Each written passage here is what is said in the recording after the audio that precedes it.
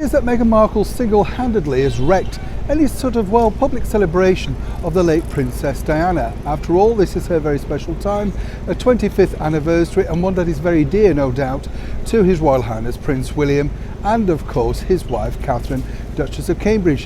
They've decided to mark this privately. But it would appear that Prince Harry, is busy looking after other things, namely his wife and his own 2 children now. And apparently, according to a very good source, and as ever, we have to say allegedly, is ultra proud of what his wife is achieving. Incredible, isn't it, when you think about it? Because after all, we've had the bombshell from the latest interview with a little red magazine called The Cut. We can't go into too many details exactly about what Meghan's going on because it just is so tedious, and I don't mean that in a cruel way. But then, of course, when the family of Nelson Mandela come out to ridicule one of your more profound statements, then truly, you have a lot of serious problems. But for Prince Harry, seemingly for him, he's not taking any notice of the backlash, or in fact the bombshells that she seems to be dropping along the way. She's managed to offend South Africa, now she's offended Nelson Mandela's family, and of course people are openly laughing at her and mocking her on the media. But of course, it's not Meghan's fault.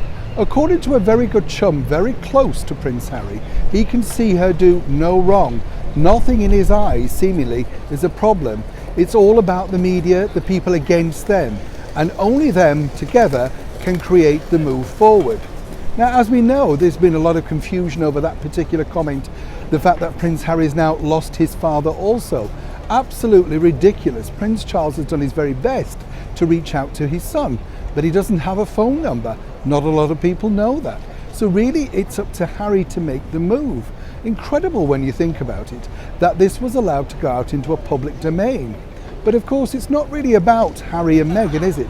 It's about selling that very much needed money. The money needed for the Spotify podcast, the magazine publication deal, the Netflix stuff. There's more to come.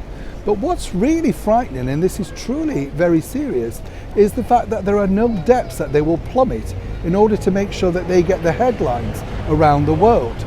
Now, according to a good source out in Montecito, California, when Meghan saw all these headlines, apparently she too was thrilled. She believes that now, basically, she's delivered exactly what Spotify wished her to do. Publicise their deal, publicise her podcast, and more importantly, put her back on the front pages around the world.